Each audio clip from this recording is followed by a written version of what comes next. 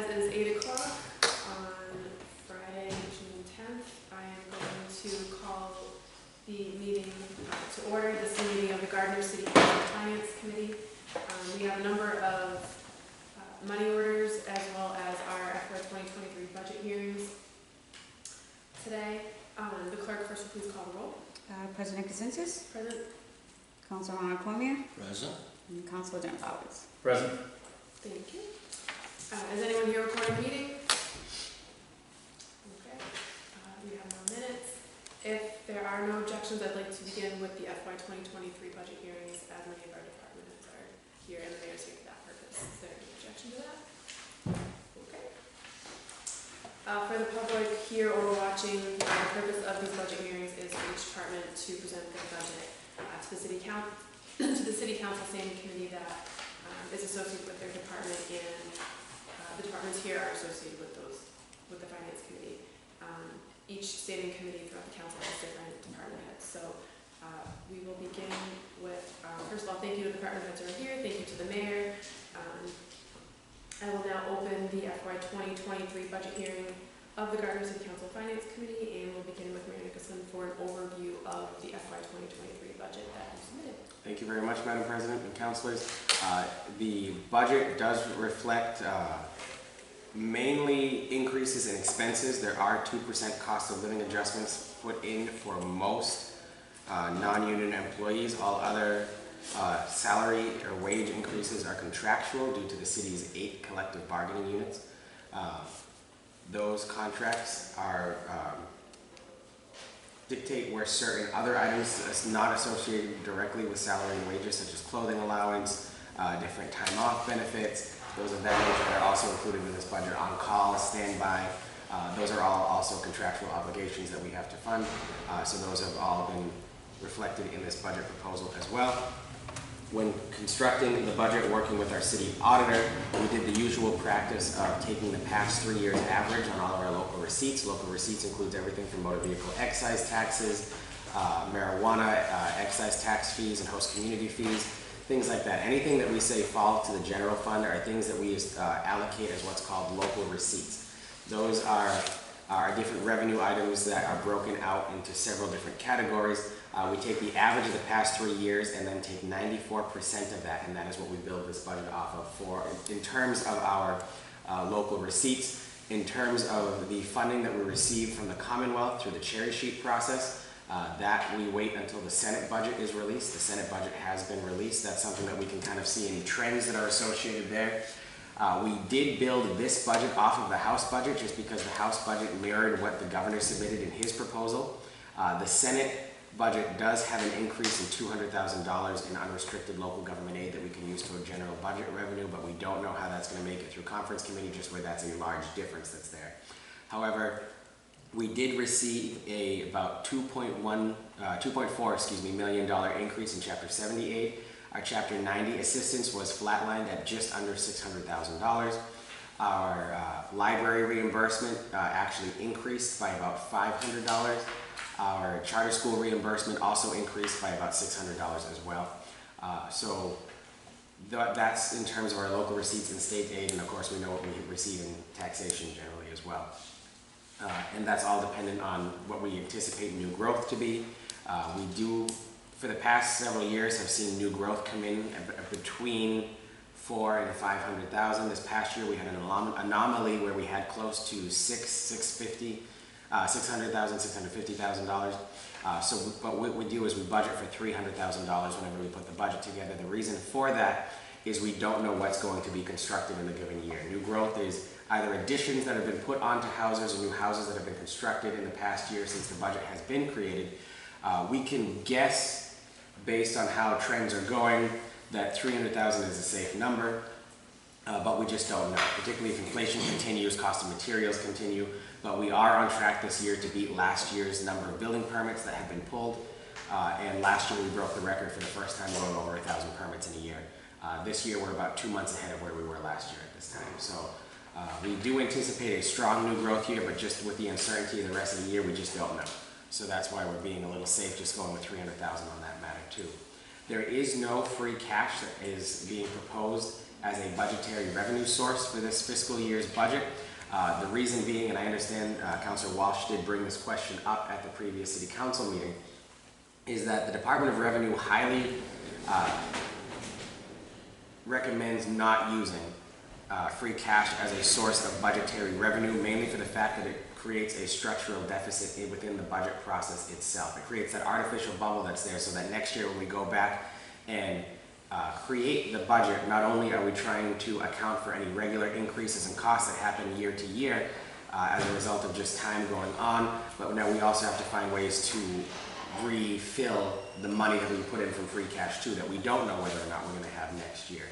Free cash does fluctuate from year to year, and that's mainly the reason why the DOR has so many guidelines and regulations dissuading the use of using free cash as a source of budgetary revenue, because just because we received $3.6 million in free cash this year, we only received 2.8 just 2 years ago, so we don't know what our free cash numbers are year to year. So making sure that we don't run into that situation where we just don't have the money to pay for the budget that we're doing here. Back in fiscal 07, we actually had a negative balance in free cash that we had to go back and refill in the later fiscal year, just because, again, trends with the Great Recession and inflation that happened there too. So that's why we are not proposing any free cash be used in this budget, just because it is a one-time revenue source that we don't know what's going to happen after that. However, we did do the research that was requested by Councilor Walsh as well. If we were to take the entirety of the amount of free cash that we have remaining unappropriated, so that's just about $300,000, it would save the average taxpayer about $8 a quarter in the city of Gardner. So versus really investing in the many items that we've had to cut as a city for several years. If you look back, there are several items on our capital improvement list, on our maintenance list within our buildings, different investments in our infrastructure and things like that that have simply had to be put off just because we had no other choice because of the financial constraints that we were facing here in Gardner. Now that we are in a strong financial position due to building up our stabilization account to a healthy level that is meeting what the recommendations are from DOR at free cash levels that are meeting the 5% of budget revenue that is, again, in the guidelines put forth by the DOR for local municipal budgeting, and that we received a perfect score on our audit this year for the first time in the city's history. We're actually able to now go through and kind of work back on that list that we've been putting off there. So that's our goal for our free cash list, similar with our CARES Act funding that we did before when we tried to do some of our ventilation upgrades, and now utilizing our American Rescue funding to do some of the bigger ticket items. Particularly, we've looked at different things like our water and sewer infrastructure upgrades. We've looked at things like our fire department fleet, that once we get the study back from Perro and Associates, looking at seeing what can be updated there, is where the fire fleet is older than I am, and seeing how we can utilize those one-time fundings for those capital purchases that we've been putting off rather than to supplement budgetary revenue. So that's the overview of our revenue side of the budget there that does make up the $74.8 million. And if there's any questions on revenue too, I'd be happy to answer those. But for the most part, again, this is just general expenses that have gone up as a result of inflation, as a result of just price increases, and then any wage adjustments or benefit adjustments that are associated with either non-union cost of living adjustments or collective bargaining agreements. Thank you, Mr. Mayor. Is there any questions or comments from the committee? No, thank you. Thank you. Mr. Mayor, Councilor Walsh had also brought up at the meeting talking about his concern that there are those cost increases on gas and fuel and things are kind of going up in this climate that we have right now. And you did touch on it there a little bit, but can you speak about that a little bit more, just in terms of like these money orders that have gone up, and he's just kind of worried about that, not knowing the future. Can you just go a little more detail about that? Absolutely. At least with this current fiscal year, one of the things that we did was we really held back on a lot of the free cash appropriations that we were putting forward until we got a better picture about how the fiscal year would close out. We knew that there were some line items, particularly vehicle fuel, the cost of salt that we had that increased with our snow and ice removal, overtime costs due to staffing constraints and trying to hire people, different things of that nature that we knew were high as a result of not only the inflation that's been caused by the pandemic and the Russian invasion and everything else that plays into those costs of inflation that are there, but also just general issues with hiring people. We talked about how we've hired 169 employees in just the past year alone. Things like that that build up in the other costs that are associated there. So what we did was we really watched since March how those trends were going. That's why we've got so many free cash money orders that are up now. Is what we were doing was we were waiting till we got a better picture of how the end of the fiscal year was so that we had that free cash on hand should we have had any bubbles as a result of inflation or the increases in prices that we had. We saw this with the medical exam line item, with the the DPW accounts that will be before this committee later on, with the fire department and ambulance overtime, things like that, that we want to have that reserve available to us if we need to go back and fill those line items. So that's why we have this $300,000 left in free cash, as we wanted to make sure we didn't need it to close out the fiscal year. Now that we fully have a better picture of the fiscal year that's closing the next couple of weeks here, we're in a comfortable spot where we can start putting that money, those money orders that we would have initially put before the council in March, April, and May, back up, that we know we don't need them. That's something that we really haven't done in the past, where we've kept that much of a reserve behind us, but we just wanted to make sure that we were in a good financial spot. As we look forward into the next fiscal year, there are some general increases in fuel, utility costs, electricity, gas. Those items do see slight increases there to try to plan for those inflationary trends. However, we don't want to go too far over there and tie up funding if things do start to come back down. We don't know if they're going to come down, and I don't think anyone will. Once we have free cash and retained earnings certified in either October or November, we can sit down and see how trends are going there. It is something that my staff and I and the administration does plan to monitor over the course between now and when that certification happens. That way, if we do need to submit a supplemental budget at that time, once new growth is certified, once free cash is certified, and we have those extra non-just general free cash revenue sources, because we'll have a better idea on our excise taxes, on our new growth, and those other local receipts, we can go back and put those in as a supplemental budget and plan for those more concretely at that time, but we'd rather not make a full year's trend off of something that's a snapshot happening right now. Thank you. Any questions, comments from the committee? Okay. We will begin with the budget hearings. We're going to go through it as it is in our packet with the line items. We're going to start with page 1. So, City Council. Clerk Sirafan, would you have anything you'd like to add about your budget? Pretty much kept it the same. I don't, from the previous years, I don't really touch this. Thank you. Madam President, the only request that our office received from the City Council that was different was the $1,500 for an intern. That way someone could work in the clerk's office to assist with City Council matters. Thank you. And the government picture line item stays funded, even though we just took one for the next 2 years, as that is money that's helped to preserve the historic council pictures here. We've begun to put UV protective glass on these pictures that are in the halls here, and scan them as well. That way we have electronic copies, because for the most of these are the only copies of these pictures that we have remaining. So that was the other request that normally comes forward here, that my office has received questions on as to why is this funded again, even though there's no election this year. And it's typically $1,000. Yes. Thank you. Any questions, comments from the committee? The encumbered money the same, this was because we had to wait to get the picture, correct? Yes. For the, because of the pandemic. Yep. Yeah. That's all. That's all. That's fine. Moving on to Mary. Thank you very much, Madam President. For my 2 staff members, both are exempt from the collective bargaining unit, so those are both 2% cost of living adjustments. For the rest of it, it generally remained the same except for communications. That's just following the trend in the bills that we've been receiving lately for different publications that need to go out, for different hearings that are overseen by the executive department, such as tree hearings. Also just different increases in costs due to other publications that are required to be put forward. In terms of telecommunications, the reason why the 2022 actuals are so low is just those bills normally come in on a quarterly basis, and by the time this was printed in mid-May, that hadn't come in yet. There's also an additional cell phone put in here for the executive aide position that is added in that one as well. I did reduce the professional development and travel line item in half as a way to try to assist with budgetary constraints here. If we're cutting from every other budget, I felt like I had to cut from mine as well.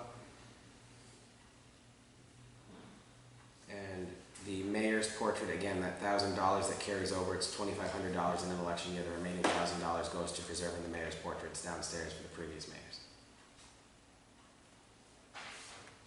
Thank you. My only question was about communications, but you acknowledged that. Is there any questions or comments from the committee? And is this an error on you said professional development travel you cut, but this says 3,000 was budgeted for 2022 as well. Stays the same. Stays the same. Oh, yeah, it stays the same. I'm sorry. I was going to the one below where we cut $1,000 from that. Professional services. What are professional services? Just refresh me. Those are different consulting firms if we need to go out for different projects that we're working on. It's also the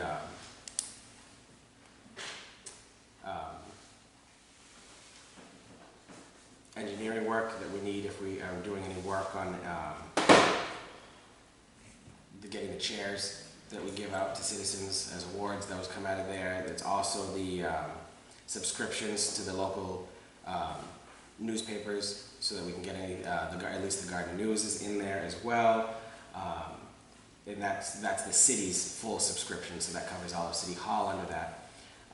There are several other items that I can get the full breakdown and send that to you as well. Thank you. Thank you. Other questions, comments? Okay. Okay, moving on to City Auditor. Auditor Richard is not here. Mayor Nicholson. Thank you very much, Madam President. This is one of the positions that is seeing more than a 2% increase. This is bringing the position in line with the City Treasurer's position. Both, you'll see the positions that are receiving a little more than a 2% increase this year are the positions that have had their duties increased without any adjustment to the compensation that they were receiving. As an acknowledgement of that, the City Auditor oversees both the city and the school department, but was never adjusted when the school department's duties were added to that position. And where the amount of work is similar to that done by the City Treasurer's office, we're looking to see if we can bring those two positions in line, since they really do work hand in hand and are complementary to each other. In terms of the... Should have been done sooner. Oh, thank you. The assistant is receiving a 2% cost of living adjustment. The professional service, every 5 years we're required to undertake a forensic audit of one of our departments. So that is this year's additional audit services from our on-call contractor, Melanson. And that is the city auditor's budget, Madam President. The audit services are, that's a mandatory, I should say. Yes. Yeah, that's statutory. That's the word I'm looking for. Unfunded mandate. Further questions, comments from the committee? Yeah, with the professional development travel, it seems there's quite a bit encumbered there. That's in professional services, my fault. Yes. No further questions. And that professional services, if something does come up in the audit, we have to look further into it. We have that available to us. The encumbered professional services. Moving on to purchasing, Director Cummings. Yeah, mine's pretty much the same. I don't know if you have any questions. Obviously, the salary was dictated by the auditor, that number. Communications is our advertisements for anything that's a city-based project. That'll actually be exhausted. We're waiting for one more bill for on-call tradesperson. Yeah, so I don't know if you have any questions.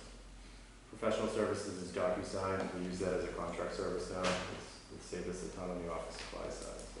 Yeah, I think that was new last year. Yeah. So that's been good.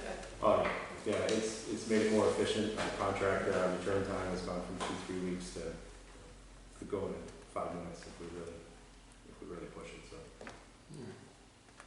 Okay. Any questions, comments from the committee? No, that's pretty straightforward. Thank you. That was my question. You answered it. Thank you. Thank you. Assessors, City Assessor Christine Kumar is not here, so Mayor Nicholson. Thank you very much, Madam President. Again, the chairperson's salary and wage line item reflects a 2% cost of living adjustment. The clerical staff is associated with the collective bargaining agreement. And the remainder of it remains flatlined from last year, except for office supplies slightly went up, computer software increased by $1,000, and valuation maintenance went up $9,400. Those are all associated with the revaluation year that we are receiving. This is something that, due to the COVID-19 pandemic, the Department of Revenue asked that assessors' offices spread out that reevaluation over the course of a 3-year period. That way, at least at the beginning of the pandemic, when we started our revaluation in 2020, we weren't having as much interaction with people in the public. When we weren't, vaccines weren't readily available, masks were in short supply, things of that nature. We are finishing those there this year, but we do have to catch up, particularly on our personal property. So that requires us to hire additional data collectors to undertake that work there. So that is where those additional costs are associated with. It's our 5-year, and if you remember correctly, in the Municipal Modernization Act of 2016, that was increased from a 3-year reevaluation to a 5-year reevaluation. So there are some cost savings there, in that we'd only see this now every 3 years instead of on a triannual basis. Thank you. Any questions or comments from the committee? No, I think that Cody is. This professional development travel was fairly low, had been higher in the past. Is that something that's going to be taken advantage of again? Yes, most likely, yes. I think that's, we didn't have the assessor for half the year because we were hired. Yeah, and that's the ability to go to those type of things has been limited. Correct. Further questions, comments? Okay. City Treasurer Jennifer Dimick is not here. Mayor Nicholson? Thank you, Madam President. Department head salary and wages is 2% cost of living adjustment. The assistant is a 2% cost of living adjustment. Senior clerical staff is related to the collective bargaining agreement. The computer programmer position has been moved into the IT department. Parking meter clerk is a 2% cost of living adjustment. And the other line items for the parking meter maintenance, that one is, while it said the 2022 actuals came in about $10,000 under that, we are keeping that there just because that's something that, again, we can only fund through money received from the parking meters. Parking meters, everything that is funded through parking meters has to be allocated separately in the budget, as the funding is severely restricted per the general laws as to how that can be used. What we take in parking meters does fluctuate every year. We did have a low year last year, mainly because of the road construction that was happening downtown, and people not being able to park at several of the parking meters. This is something that we do plan on studying as we move forward. We know we really have low amounts of revenue up on Central Street, down on Main Street, from the Blue Moon Diner to the police station. We really don't see much there. On Parker Street, in between the downtown square up through the lights, we really don't see much there as well. So we do plan on studying this year where those meters do take in revenue and where they don't, where those meters are working and where they don't, just because some meters are operating on 3G technology that is no longer supported. Some are, all of the meters are solar powered, but some are in locations where the sun simply just does not hit. So seeing how we can take meters that are working in some places where we're not really receiving the benefit of the meters, because while those meters work, where they're not in places that are highly trafficked, and moving those meters to those locations that we do actually obtain funding on, and making it that they're in truly smart locations. So we are planning on studying that this year. So since we don't know that yet, those are flatlined from where they are last year for all of the parking meter lines in the budget. For the rest of the section of the budget, everything was flatlined from last fiscal year. In line with what you've been speaking to already, I assume under line number 100, the professional services, the bills are pretty in line with what we're budgeting, but haven't come in yet for this year. Any questions, comments from the committee? Okay, law department, we're gonna skip this for now because I know that City Solicitor Flick is going to be coming in about 8:30, so we can go back to this item when we get there, if the committee's okay with that. Personnel, Director Fund.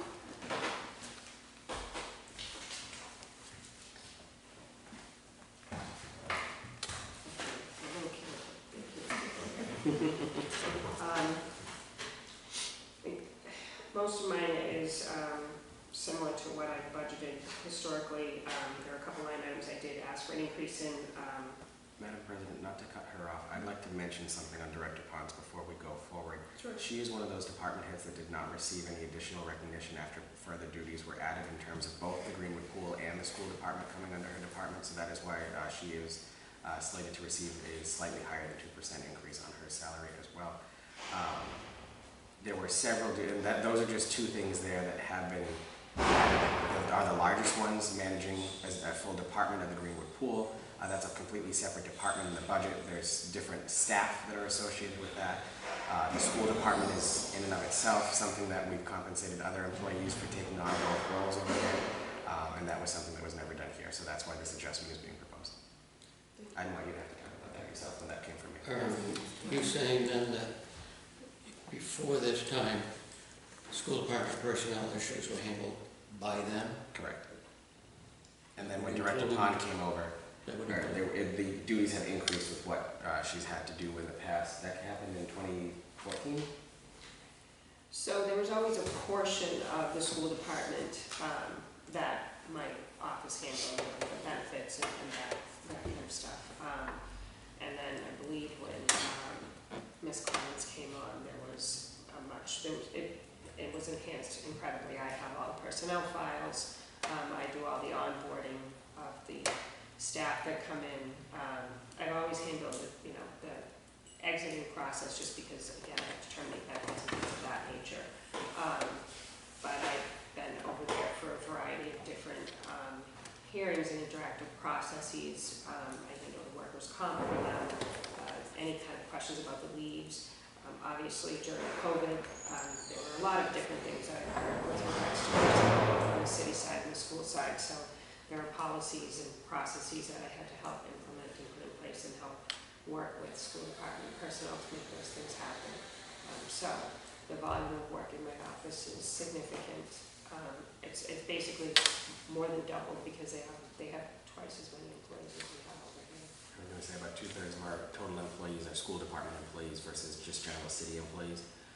But as Director Ponson too, once Superintendent Clemens was hired by the district, all the onboarding, physical drug tests, mandatory paperwork, things of that, payroll that had traditionally been previously handled by the school department, all moved over here to City Hall to the HR department. And when was that? Around 2014, I believe.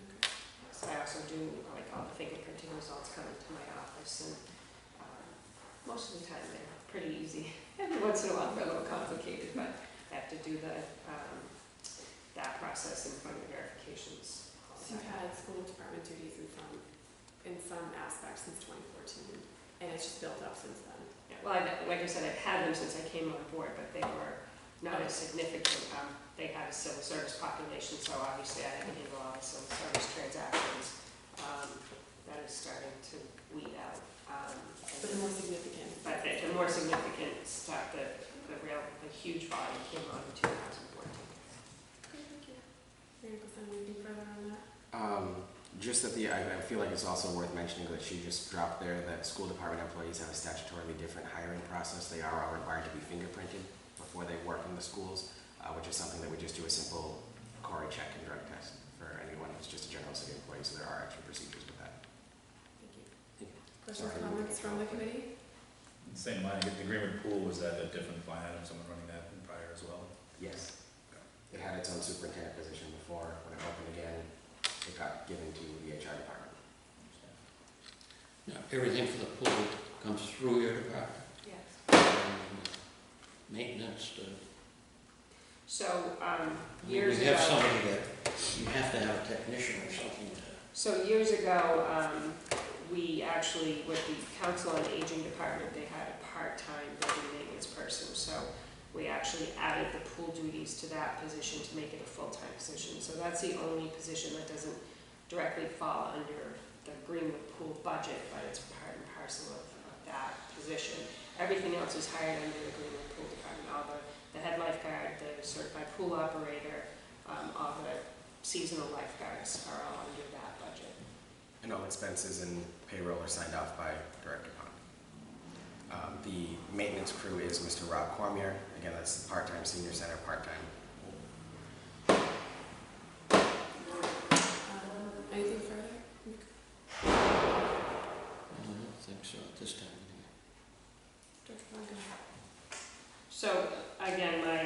staff, I have 2 full-time, but one is split between my office and golf. They also do airport. It's kind of a hybrid position. So that's it's a standard 2% COLA.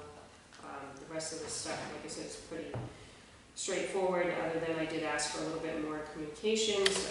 Unfortunately, that got cut. So with trying to hire, it's costing more and more for publications, Indeed, those types of services I use, other than just throwing it up on the city website. Again, medical exams, I had asked for a little bit more, only because I come back to the committee every year and ask for more money. So hopefully the need to hire will kind of slow down, and we'll have some, stabilization, and we won't need to use that much, but I may be back there at the end of the next fiscal year asking for more money again. And you can do that. Thank you. That was one of my questions, it's not that there, that you want more projections there. Do you have any idea of the projections of hiring? I don't, I can tell you right now, I'm still in, so most of my week was taken up with interviews, and next week will be taken up with interviews because we have 5 or 6 open positions. We have some more vacancies in the police and fire department, so it's busy. On the clerk salary, it's about $56,000. Is that for 1.5 people, is that it? Yes, Okay. So the other half would appear in the golf course budget? yes, I believe so. Further questions, comments from the committee? Anything else you'd like to add, Dr. Pond? No, thank you. Thank you. We'll go back up to law. Please, Solicitor Flick.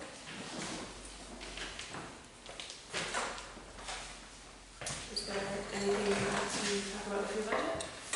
Good morning. Yes, thank you. The only significant change in our budget from year to year, from one year to the next, is increasing the assistant city solicitor's compensation. The intent of that is to try to bring it as close to market rate as we can. Based upon the salary survey that was done several years ago, the compensation for the law firm is far below market rate, and we're just trying to bring the assistant city solicitor up to market rate at this point.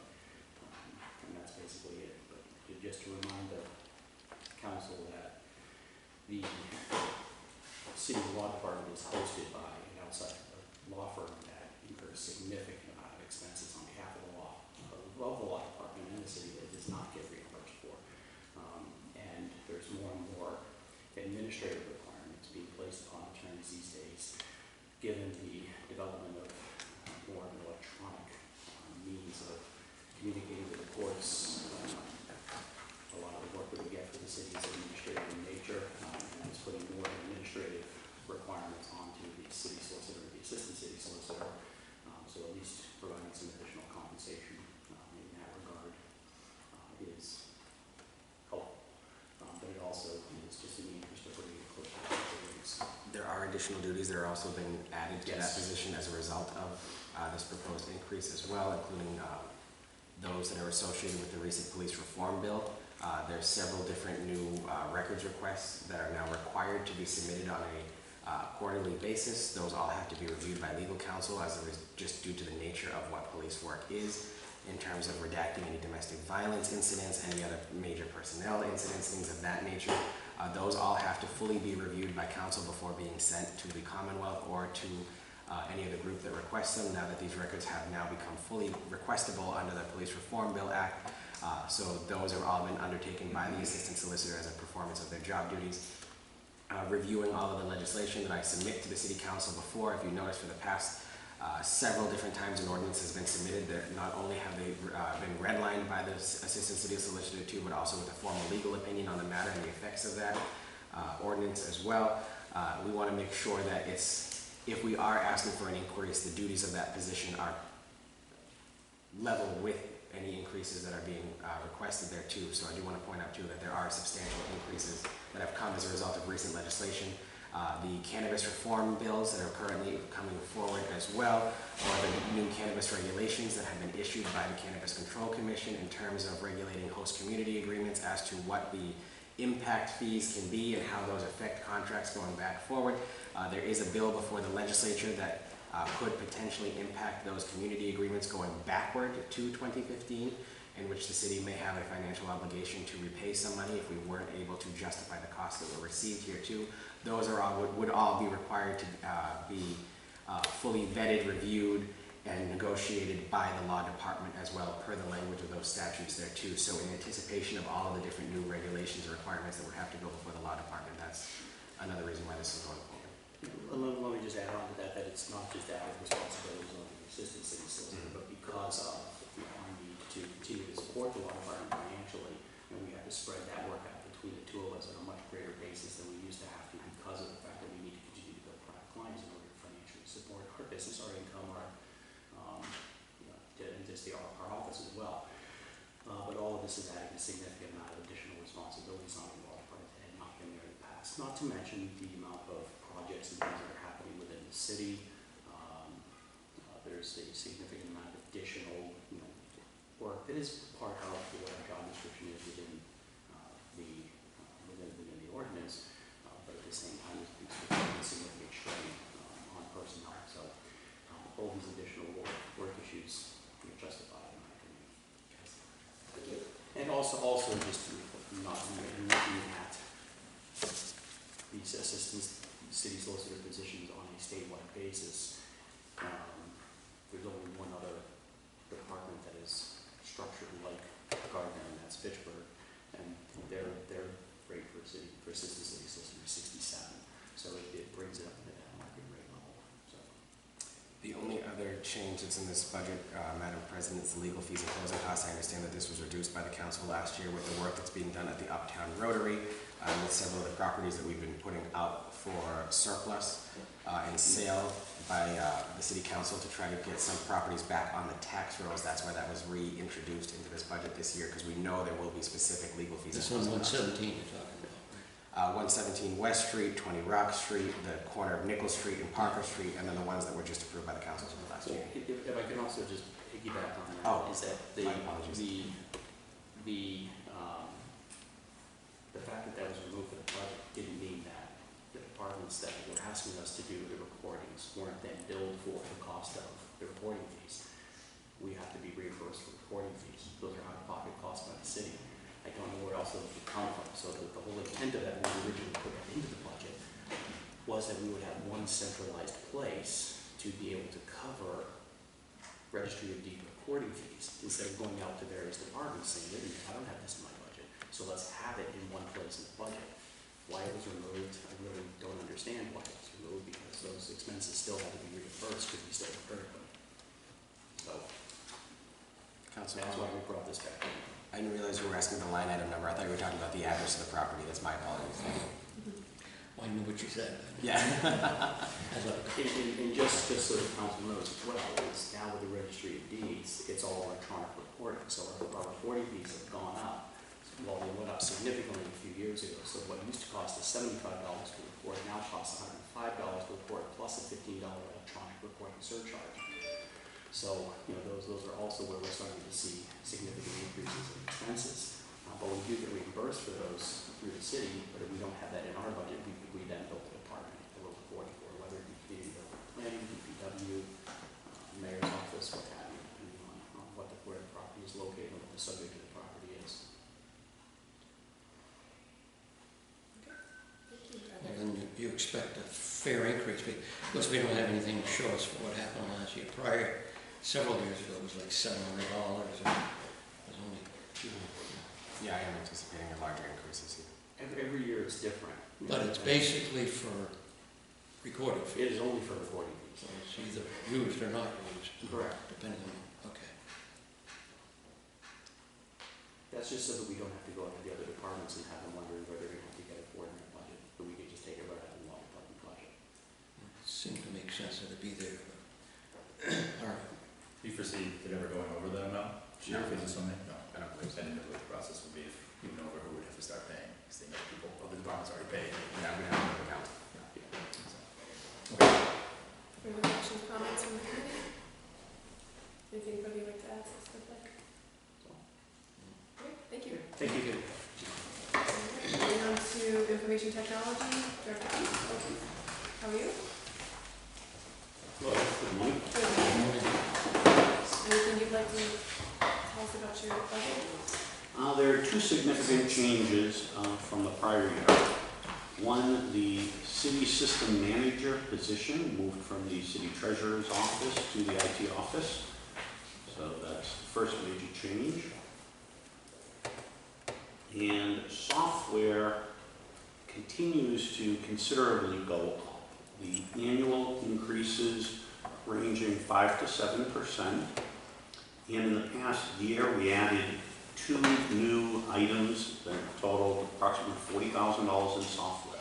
One, we've taken the OpenGov online permitting system citywide, where prior it was only a couple departments.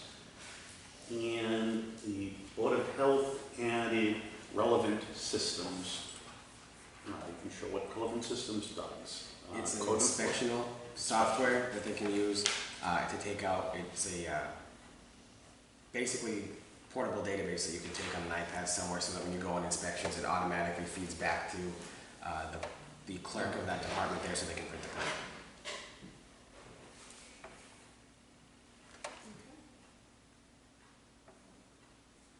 Any questions, comments from the committee? Okay, so that 68, roughly 68,000 was the department that was. Yeah, city treasurer moved that this year. Anything further? Anything further? No? Thank you. Very much. Thank you. Printer copy supplies, is that for the city hall or? Yeah, printer It's not- copier it's not covers pure. 2 things. Well, it's the printer it's every printer in City Hall. Okay. No matter which department has the printer, we cover the cost of the toner and support for that printer. The copier is the main copier right next to the purchasing office. All right. Some departments have their own copiers. Their copiers are smaller, typically color, and much slower. So this large copier tends to be used when anybody needs to do a larger volume. Like the mayor. Yeah. Or the city clerk during the pandemic when we had to reschedule elections again and again. I think Alan was up there doing, various things that had to get mailed out to all residents about 3 times. Yes. No, I don't have a problem, just wanted to make sure. Yeah, we're probably going to be replacing that in the year of '24. We've had that copier already 10 years now. Purchase or lease, out of curiosity? It's purchased or leased or? I tend to always recommend purchasing equipment. We purchased that on a one-time payment. That machine was $6,500 10 years ago. The only thing we've paid for since then is a small per-page copy that covers the service and all the toner. So our cost for the copy will become really small per month now that we fully own it. Okay. Anything further? Thank you. Thanks. Thank you. City clerk, clerk again. So, it's pretty much the same as last year, except for I did request a third staff, because I have my 2 assistants leaving at the same time. So I would like to have an intern come in January to train with John and Faith for when they leave. But that's my big increase right there. So that's at 20,000 we're talking. Yeah. That's 161. Mhm. And I noticed we've reduced the budget request for assistance by about that same amount from her request. Counselor, if I may. Yeah. The request also suggested increasing the step of the assistants.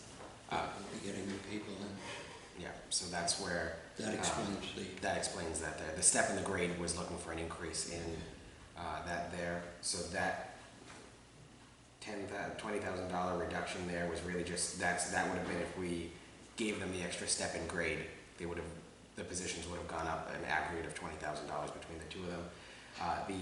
The part-time position, again, that's just mainly because, like the clerk said, both assistants are planning to retire within a month of each other this next fiscal year. So that was kind of the trade-off that we did, was adding the extra position in. And you're required on vacation to hire people part-time, I know in the past, yeah. Yeah, I have And for help with vacations, elections or not a census and, humongous department. yeah. You know. Well, I think a part-time line item should be a regular part of the budget, frankly. All right, I don't have any other. If I can just explain another reduction that we made. If you look at line item 170, the professional services line item, there was a reduction from the request. It was flatlined rather than going up to 8,000. That additional 4,000 was moved into the elections budget. That's the consultant that the city clerk uses for elections work there. So since it's primarily for elections work, we moved that into the elections budget. And that's former Clerk Agnelli's contract.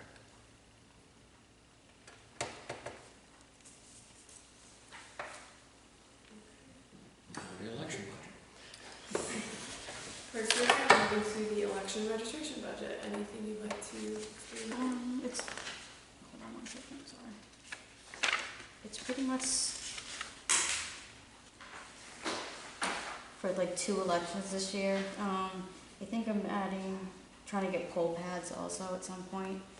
I'm still working on the quote from them, from LHS, but the poll pads are gonna be electronic, like the voter list with a check in, check out, I don't know what the right word is. So it's gonna be, I'm trying to reduce to paper and make it easier for us by going electronic. That way I don't have to print thousands of pages for the voter list, for the elections and all this other stuff, but that is one of my requests. They'll be able to pull them up electronically. so Yeah, that they a lot of check them off. towns have been using it, so, except for us, so I'd like to move forward. But is that included in our budget, or? So there's a portion of it in line item 179, minor equipment. You'll notice the budget went up last year from $750 to $2,000. The remaining $2,500 is planning to be put before the city council as a free cash appropriation.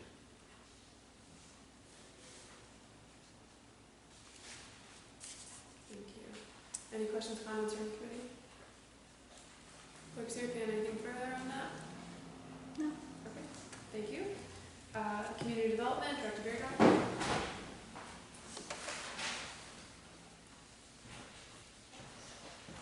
Good morning. Good morning.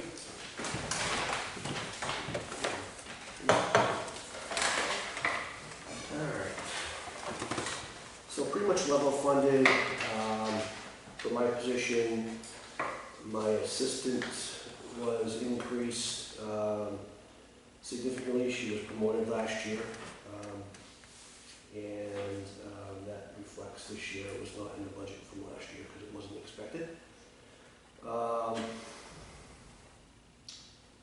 The assistant grants administrator increased normally, program manager, financial administrator.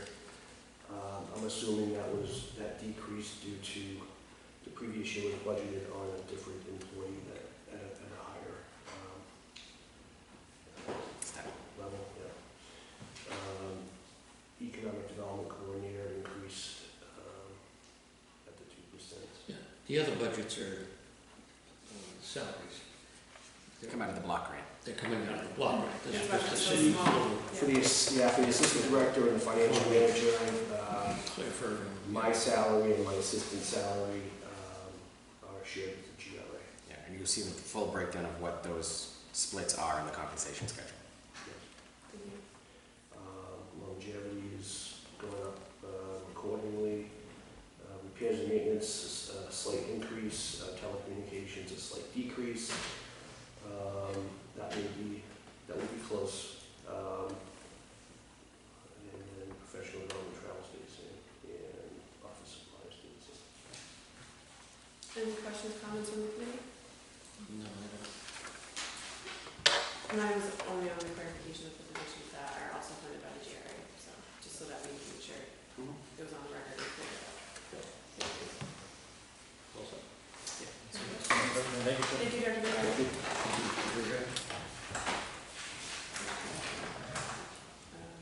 Mayor's on classified, Mr. Mayor. Thank you very much, Madam President. Termination leave reserve, this is something that we ask all employees who are retirement age if they are eligible to retire, if they plan to retire. This is the anticipated retirement costs that we believe are associated with the time payouts that would come if those people did retire. That's things like vacation, incentive time, personal time, and then for those employees who were hired prior to 1996, any sick time that they are due at the rate that they're due, because it does fluctuate as to what percentage of sick time those employees who were hired before 96 get paid out. Energies and utilities, PSS, that is because the city is now in control of Prospect Street School. The school department declared that surplus last year by vote of the school committee, so that is something that we had to undertake on our end. That was included in the supplemental budget as well that went before the city council in November. The goal is to get that up for surplus and sale by the end of the next fiscal year, similar to School Street School as well.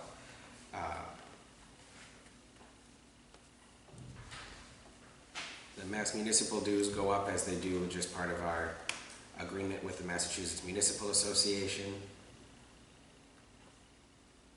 And for the majority of the remainder of the budget, it's flatlined. Any questions, comments from the committee?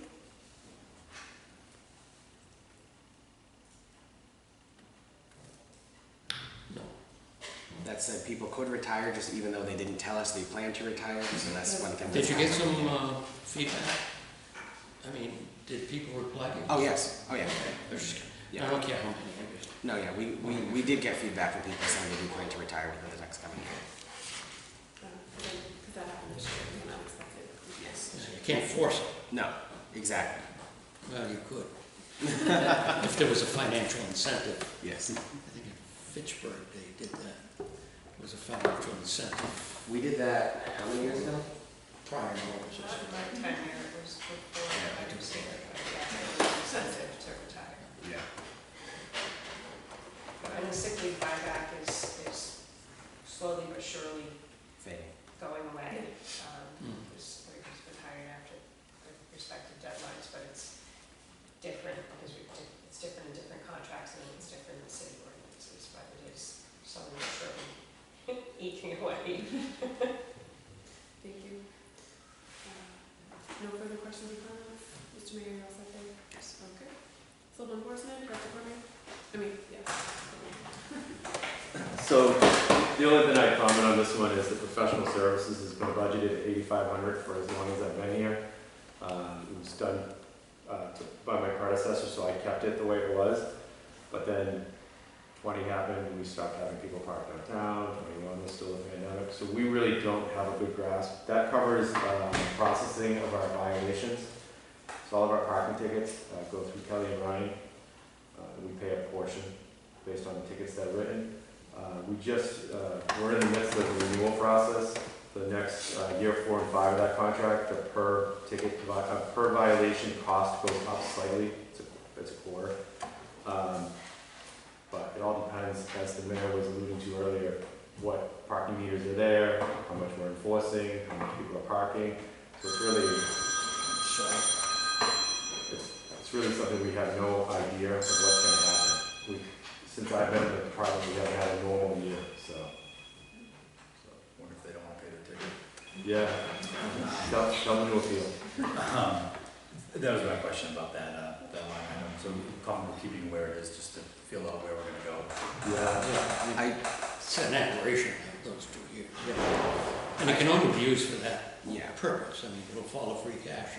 And it's not just parking tickets too, it's any violation tickets that are issued. Any non-criminal. Correct, so it's anything from the building department for the new nuisance ordinance that was just passed, anything for the sidewalk, non-shoveling violations, any building permit, anyone who did a renovation to their home without a building permit, if they got a citation, they'd have to have a hearing before them as well. So Unlicensed dogs. The non-police citation. Yes, Yeah. unless the police gives a parking ticket, that also would go there too. It also includes the college, so the violations at the college are processed through our department too. Further questions, comments? Thank you. Debt service, city treasurer collector Demick, he's not here, so we're gonna go. Thank you, Madam President. The increase increase in principal inside debt and interest on inside debt allocates for the new school. The payments are starting soon, so that is that increase that's there. Again, we are getting an 80% reimbursement rate from the Commonwealth. This loan covers the difference in what we have in the $90 million cost of the elementary school. It is under budget and on time. I want for just clarification on that too, so that loan, so the middle school loan ended and this loan picks up. Correct. So there's no change to the taxpayers because one loan just takes over for the other loan. That is correct, yes. That was good planning. There we go. But you'll notice that the loan dollar amount does fluctuate, and you can see basically where the middle school dropped off in fiscal 20, and that's where it went down to about 500,000 there, and it built back up there. So it does. It's just a trend that we are basically off where the middle school left off. Thank you. Questions, comments from the committee? Thank you, Mayor Nicholson. Contributor retirement, Sheriff Lawson's not here. Mayor Nicholson. Thank you very much, Madam President. The $71,000 salary for the board administrator is a contract that the board has with that administrator. That position is hired by the retirement board and is required to be a contractual position. The other items there, the retirement assessment is based on a schedule that is made by our actuaries who oversee our retirement account. We do have our own retirement system. We aren't part of a county system or things like that, like several other municipalities, like Worcester County Retirement does most of the smaller towns in the area. We do have our own here, so we are required to have our own actuarial service, oversee that, and this is the contribution schedule that is required for what they set for us. Thank you. Questions, comments from the committee? Thank you, Mayor Nicholson.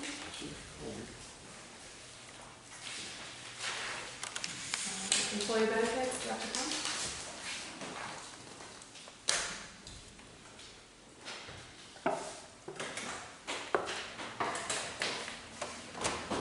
I can answer questions that you may have about this. I think the trend is just going along. These are our insurances. Claims review. So 111F is, Refresh my memory. it's the version, it's fire and police, workers' comp, basically. So we are self-insured for those claims, and we have an outside vendor that when the medical claims come in, they review them and they negotiate what to pay, so we don't pay the full medical cost of the services provided. And the insurance picks up the rest. No, they're self-insured. Oh, that's true. So But they basically, manage it for yeah, That's they okay. manage That's that what part of matters, it, of course, yeah. So they negotiate what we pay, similar to workers' comp, but you don't pay the full amount. Now, we're also required to maintain workman's comp then. Workers' comp is Other for than all police and non-police and fire, yeah. Okay. And that is something we are fully insured for, so other than, so the claims come into the accidents come into my office, and we enter them into the workers' comp system that we have, and then, you know, they assign claim numbers and deal with medical bills, etc. And then if there's time out, we have to also provide some information for that, but they handle everything else from that and pay all the respective bills and wages. And much of this is based on historical. Yes. Okay. And that's typically how it's set, is just go on whatever the historical data is. That's usually how you do it each year. Yes, unless we, although we are currently looking at another vendor to reduce that particular cost. I think the 111F stuff has been good, but the workers' comp, we want to look at some other options and see if we can bring that price down a little bit. For right now, that would be kind of where our current vendor is at. Okay. Further questions, comments from the committee? Medicare is our contribution. Yeah. What was that? And we break it up for, we get reimbursement on the school We do. side. We do. Just like we do That's on why the we break enterprise it out accounts. separately. Yep. But that goes to the general fund, right? Yes. That reimbursement. All right. Anything further? Dr. Pond? No? Thank you. Thank you. Home insurance is good.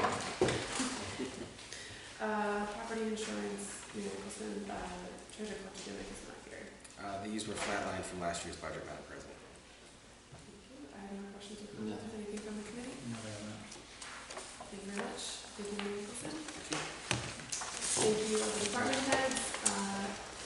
If there's nothing further on that, then I will close the FY 2023 budget hearings for the Finance Committee, and we will go on to the next items, which are the series of free cash appropriations.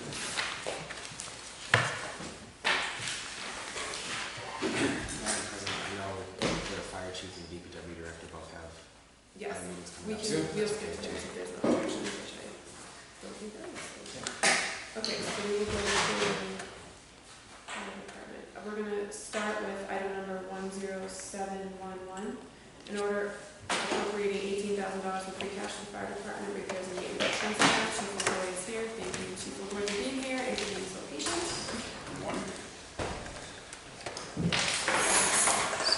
Mayor Nicholson? Thank you very much, Madam President. The ladder truck had a failure with its cable. The cable is what's used to extend the ladder itself out to the full extent that it can go out. This was an unanticipated expense we had. We were actually doing really good on repairs and maintenance as compared to several other years that we've had. This is the cost of replacing that cable. The work has been performed. It's in the process. In the process of being performed, and the truck is going to be back in service shortly. As I mentioned earlier when we were talking about budgetary revenue, we are looking at funding already in place for utilizing some of our ARPA funding to see what it would be like in terms of the fleet at the fire department. Again, reviewing what the performance audit is planning on going right now. I do plan on reviewing the draft audit before we move forward there. Once the chief has done his review, I will be reviewing it forward before it is all finalized at that point. But I can tell you, in looking at our full fleet at the fire department, and not to take away from the chief, I'll let you talk in a second, our vehicles of highest concern right now are our Engine 2 vehicle. That's the one that's quite large, does not fit into the garage bay, and or most of the garage bays at either fire station, and has, in my tenure in the past 2 years, had several tens of thousands of dollars worth of repairs. The turbo blew up and went into the engine at one point. We had to have it towed, which having a fire truck towed in and of itself can be quite difficult, let alone one as large as that one. So that is that's the one we plan to replace first, alongside an ambulance that has some rust issues, and then our rescue truck, which was purchased about 4 years before I was born, and has had several issues with it too. So the ladder truck itself is actually in pretty good condition, and is one of those that we don't plan on replacing yet at this time, so this allows us to get a couple more years of service out of that. So we're looking at Engine 2, is that original ambulance? Yes, correct. The 2007 The ambulance one we was bought from purchased Western used from Western. Yes. Yeah, Yes. So then, if we did that, the one we have now would go as your backup? correct, yeah. Okay, Yeah. that's what we're hoping Yep. to hear. Chief LaVoy, you have anything further? Yeah, just as far as this repair to Tower 1, so the truck is inspected annually for safety, obviously, as it, we put our personnel up in the air with this. And it was inspected and certified last November. And the extension cables were noted as wearing at that time, and they advised us to probably another year from last November. We didn't anticipate replacement. However, in May, it went down to Miss Allegiance Truck Parts, which is a division of a company called 5 Star Fire, which we do a lot of work with down there. It was down there for regular maintenance. And they inspected the cables at that time, and they discovered several broken strands and a kink in the cables, which immediately removes it from service due to safety concerns. So this was hopefully going to be done next year, but they moved it right up and said it has to be done now. These cables, the life expectancy of the cables is about 10 years. They're just over the 9-year age now, so they didn't quite get the 10 years. So this will be the second time they've been replaced on this truck, because the truck is now at the 20-year mark. So it's really right on the anticipated maintenance schedule. It just happened a little bit sooner than we were hoping. So this amount is just for this, basically for this fire we're talking. Correct. This is just for these 3 specific repairs to Tower 1, which is the cables, the platform leveling valves, which maintain the bucket at a level field when the truck is elevated, no matter what angle the ladder is at. And those were starting to fail, which caused the bucket to rotate downwards when it was up in the air, which is a little unnerving and a little unsafe. And the third repair is an Outrigger holding valve, which the Outriggers, anytime the ladder is extended up into the air, the Outriggers are deployed to stabilize the truck from tipping. So obviously we don't want one of those that is leaking by and could cause the truck to go out of level. So those are 3 unanticipated repairs that they found during the inspection. So The cost of a new replacement ladder would be about $1.3 million from what we spec'd out. And again, the truck itself is in overall good condition. It is at that 20-year mark, so somewhere not too far down the line we'll have to look at replacing it, but I would say that's minimum 5 years out. Obviously, these are all safety reasons, not only for the department, but for the general public. So I'll make a motion to recommend passage of this by the city. Second? Motion made by Councilor Cormier, seconded by Councilor John Lawrence to recommend passage of the order to the council. Is there discussion on the motion? All those in favor say aye. Aye. Those opposed say no. Motion passes. We're going to go to 10712, in order appropriating $10,000 from free cash to the ambulance department overtime salary expense account.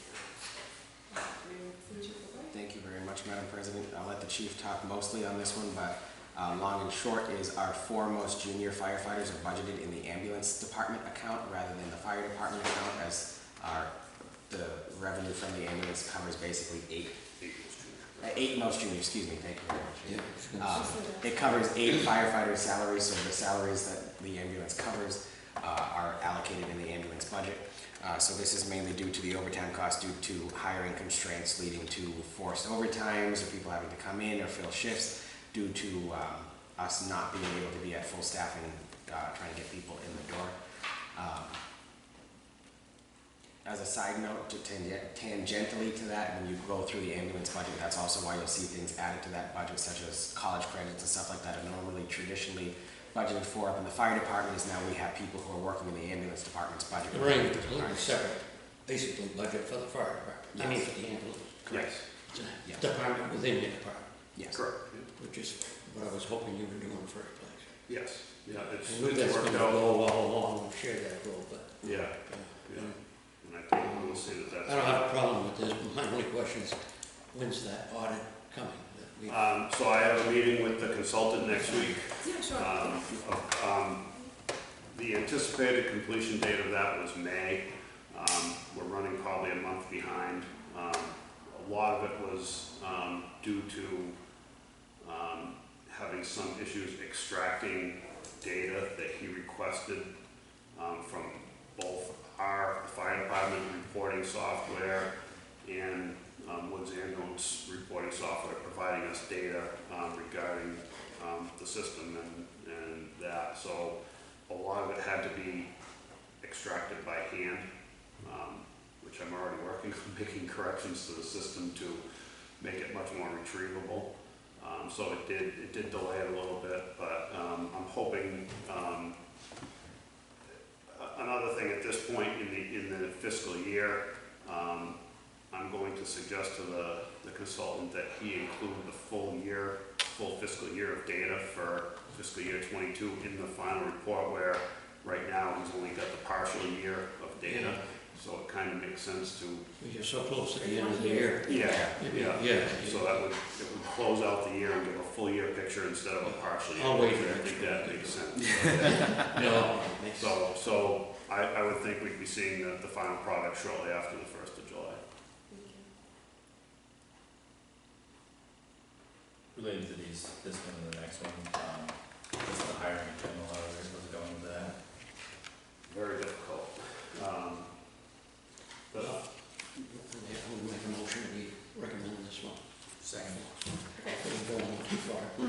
Motion made by Councilor Gardner, seconded by Councilor Jones to pass the order. Is there discussion to recommend passage of the order? Is there discussion on the motion? All in favor say aye. Aye. Those opposed say no. Motion passes. Yeah. Okay, we're going to do 10713, in order appropriating $135,000 from free cash to the fire department overtime salary expense account. Okay, so, again, overtime is high this year. The main driver of the, going over budget, again, is, vacant positions and the extended hiring process to fill these positions. I believe in this fiscal year, I think it's 5 resignations we've received. So that's, it contributes, to the overtime, and once somebody has resigned, it takes months to get that position filled. Another big issue that we had this year is we've had one firefighter that was injured on duty who was on injury leave for the vast majority of the year. He has returned on modified duty right now. He is recovering from his injury, so hopefully it won't be a long time before he's back to work. But that, just backfilling that position alone was, at this point, is approximately $65,000 in overtime. And then the rest of it is direct overtime costs from backfilling the vacant positions due to resignations, and there's also a large amount of overtime backfilling vacation, which when we are fully staffed, that cost is basically zero because we have enough staff to cover vacations. But when we're short-staffed, vacations have to be backfilled with overtime. Just to put something into perspective too for the council, we recently called for 3. For 3. Most recent is 3. For 3 firefighting positions from the Civil Service Office. The list of eligible people who have taken the civil service test came in at about 110 people. Of those 110, only 3 total came in to sign the list to apply for the position that's here. So it's not like we're not trying to hire people here just by following the civil service process. There's only so many people who are coming to sign the list. In the previous round of hiring earlier this year, we only identified 6 candidates off a similar civil service list, and only 2 of them accepted positions. So we had 4 vacancies at that time, and we're only able to fill 2 of them. What do you have for vacancies right now? 3? Right now, we have 3 vacancies. We have 2 firefighters at the fire academy right now who are scheduled to graduate in August. And I've also received another verbal resignation for someone who's planning on leaving in August to take another position in another fire department. Near Hawk, hoping that we could have a floater. Can't even get her head above water, never mind float. I mean, the concept would be ideal. Have that floater to fill in. I mean, Just revolving door, it's just It's tough. I mean, there is a recurring theme. Not everybody that's resigned in the past year has resigned to accept a job at another fire department. Some have just resigned to pursue other interests or personal reasons. But the ones that I have received that are accepting other fire department jobs, they're saying, I'm leaving to take more money and a lighter workload in a different department. So that's definitely a recurring theme that I hear from these guys.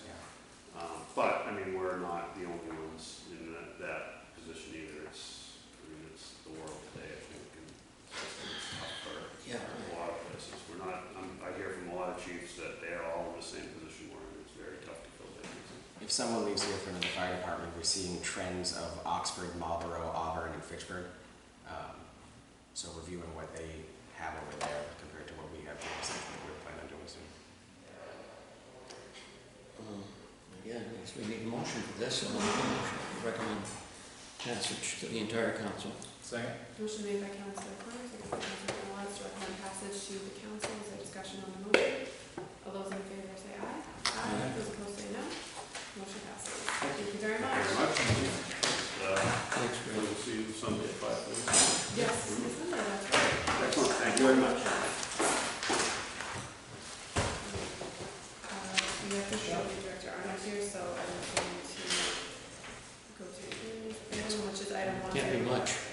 It's a transfer, no time. It's not a request.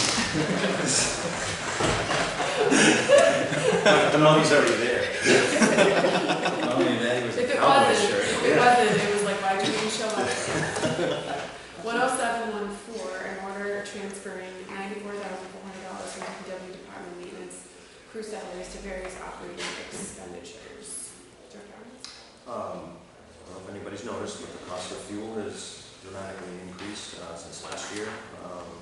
These 4 items, other than the snow and ice that you're looking at, are all related to cost of energy and utilities and fuel cost increasing. As far as, and I also, in the past, piggyback on what the fire department has said, as far as trying to get staff, we've consistently had 4 to 6 vacancies in the DPW over the last fiscal year. We'll hire someone, and someone else will leave for a higher pay salary, or they do change careers, but they typically leave for other communities for higher salaries. You will see at the informal budget meeting on the 21st, what we've done to try to correct that here is also how we're paying for this transfer. Basically what we've agreed to with the union in the latest round of negotiations is to do how many? Was it 5? 3 for the length of the contract. A 3-year hiring freeze in the department. While we do that, eliminate the 3 vacant laborer positions that we have and use that funding to basically redistribute up within the union themselves to give an additional adjustment to try to bring what we're paying here more in line with what's there, while also keeping within the current appropriation that we have within that department.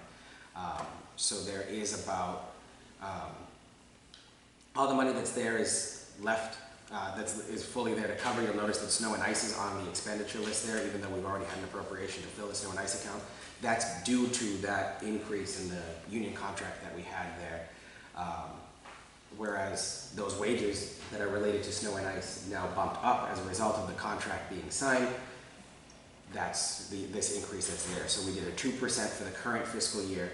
That way if anyone has left, because we have to retro pay everyone who worked for the department in the past fiscal year, whether or not they're with us now or they left for another one, we have to compensate them for that time that they did work for us. Beginning on July 1st, we're going to take that appropriation that we had and then redistribute that out there, which will be about a 10% increase for every worker at the DPW without requiring an additional appropriation that's there because it's using the money that's already appropriated.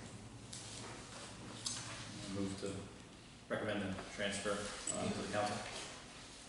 Motion made by Councilor Garland, seconded by Councilor Conway to recommend passage of the order to the council. Is there discussion on the motion? All those in favor say aye. Aye. Those opposed say no. Motion passes. Thank you.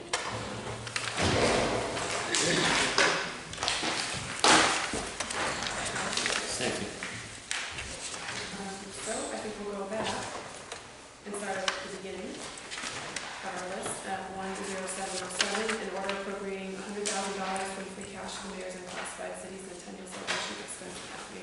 Thank you, Madam President. The city is having its 100th year as a city next year.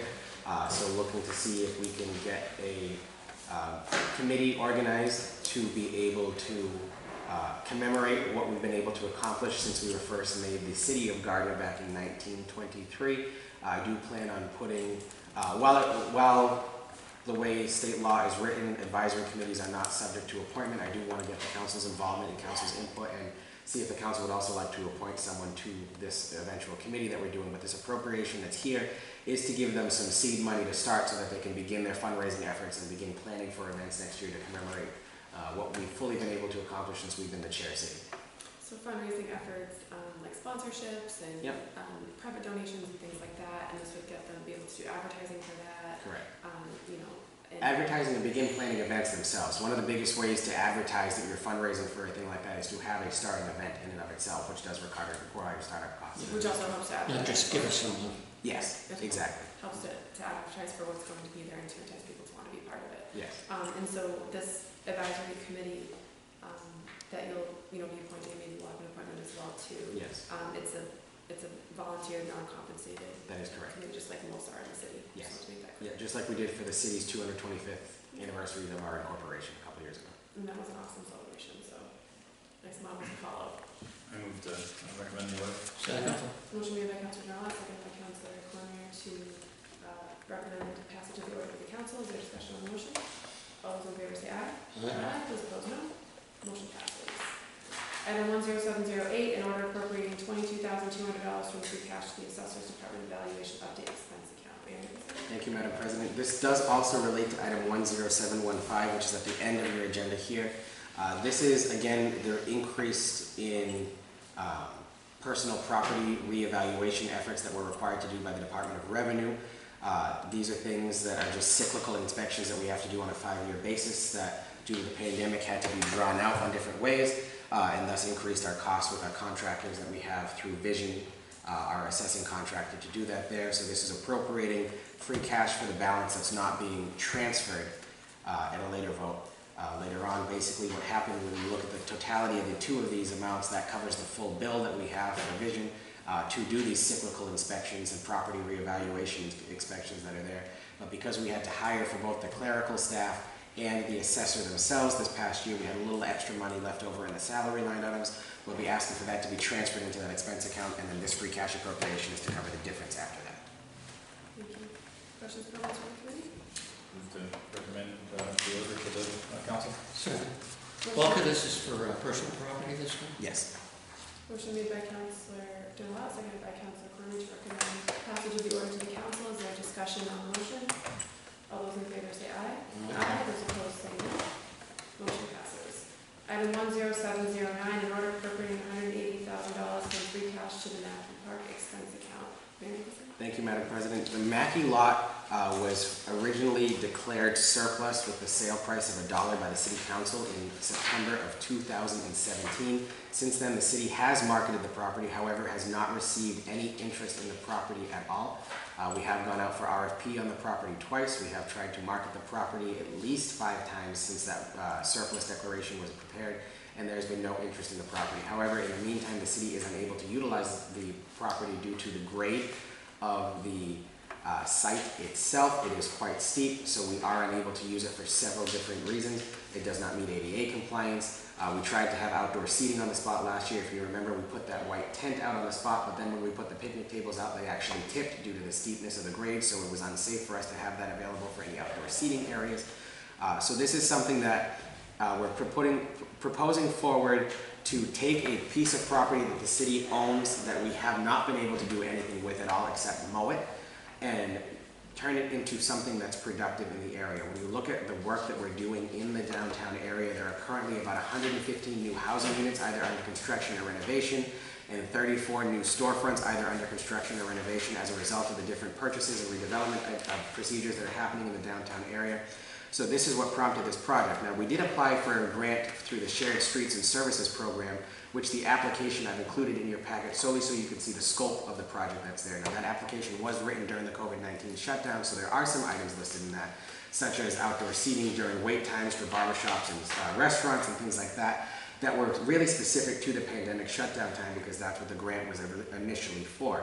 We did receive the grant for Bullnose Park, the West Lion Street, George Sweeney Park, and the tables to be included in the Mackey lot, but we did not receive the funding for this project to be done out of that grant program just because that would put us over the dollar amount that the grant was allowed to give as a maximum there. So again, that's really the reason why that grant application was included, so you could see the proposed scope of the project, what the project's conceptual design looks like.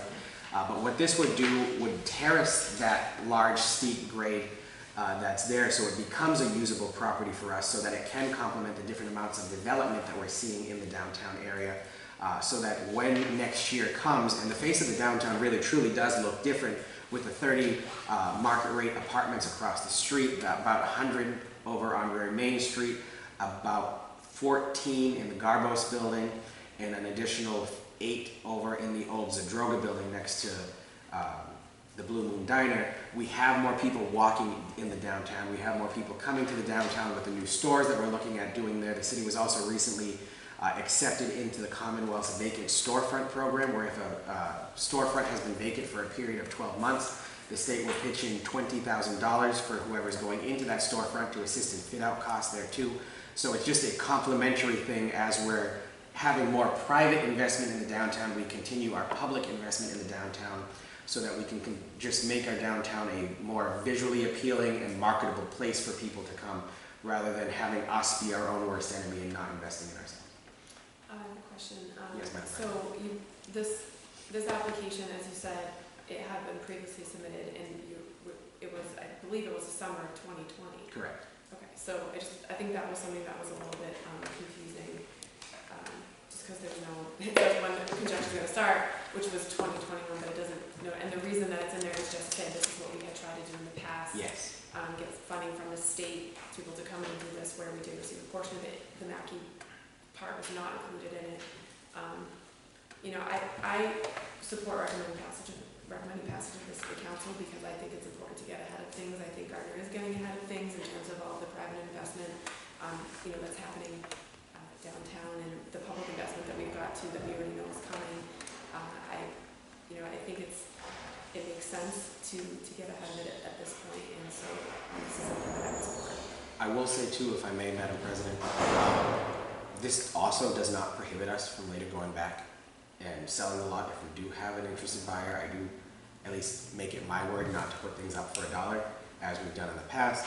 However, so there are some ways to recoup the funding there. However, the site itself is just a hard site to develop, while the West Street parking lot is, right next to it.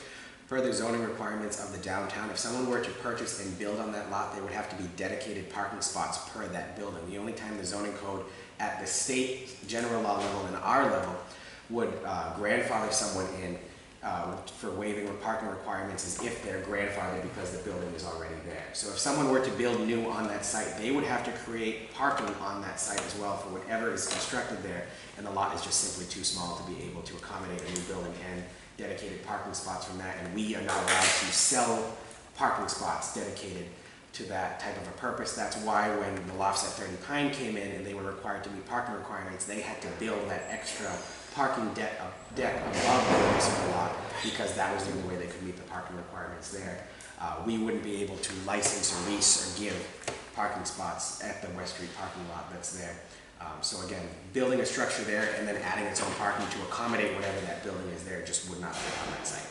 I have to say too, I get questions all the time, I'm sure we all those counselors, about downtown and how it looks and what's going on. The storefront, the $20,000 storefront grant is unbelievable. A lot of those have been vacant for more than 12 months, so they will, qualify for that. But the Mackey lot is one thing. When the building was there, we heard about that was a beautiful building. It isn't anymore. We know that it got taken down. Okay, fine. Now the lot is there. What's going to go over there? What's going to go over there? You hear that for years and years and years, and a few years, but at this point it seemed like years and years. And I just think that knowing that the building's not there, they have to have parking brought in. It's a different lot than when the building was there previously, and I just think that something being done to it at this point, so it is usable. With the anticipated growth of downtown, to me, it just makes sense. We hear all the time about what's going to be going in downtown, what's happening, knowing that we're bringing in these multiple units and all of these other things, having something there to entice people to come and move downtown and bring their businesses, to me, makes a lot of sense. Any questions, comments from the committee? About a motion. Good. I move to recommend the passage of the order. Second? Motion made by You're Councilor. getting yourself in trouble with that. We'll get there. Motion made by Councilor Derlot, seconded by Councilor Cormier, to recommend passage of the order to the full council. Discussion. Just obviously there's a large sum here. There's a little wary of the explanation from the mayor here about trying to sell it. He can't sell it. No one wants it. What the requirements, as you stated, for the parking and the ability to build there, no one wouldn't spend $1 on it. It's kind of unusual. I think it was a parade. I tried to sit out there. The council president was with me as well. It would be great to have an area that's functional to complement all the great things going to happen downtown. So, Well, we support it. knowing full well that the developer of the buildings, the two buildings diagonally across the street, the old Temptations for roses, or whatever generation you want to use. We'll be creating a significant number of market rate apartments, which is very significant. These will be in full view. I mean, I guess in a sense, sort of providing them with a front yard. But that being said, these will be newer residents of Gardner. And I think it just promotes our own downtown. For those that I keep hearing from, why don't you bring back the stores that we used to have in downtown? My only question is that when those stores were supplemented, if you will, by shopping centers, none of us, not you guys, continued to support the downtown merchants. We went to and there were reasons, economic reasons, parking, and all that. But the downtowns cannot compete on a step-by-step, if you will, with the big box stores. They have a hard time competing with themselves. Downtowns have to reinvent themselves, if you will. We have one merchant, for example, and Patty Bertram, that we all know, has carved out a niche that is extremely successful. She's been there for about in excess of 25 years. These are the things that happen. We can't expect Kohl's or Target to put a store downtown. But we have to provide a way for others to come in. And if we don't clean up our own act, they won't come. And very much support this. Further discussion? All those in favor say aye. Aye. Those opposed, no. Motion passes. Item 10710, an order appropriating $268,000 from free cash to the Park Street Park expense account. Mayor Nicholson? Thank you, Madam President. The Park Street Park is where the substation used to be when National Grid was here. Director Beauregard is the one who's in charge of overseeing that project. This is a land swap that the City Council approved back in 2016 when National Grid was looking to move their substation. The Council voted to approve the transfer of the land where the current substation is located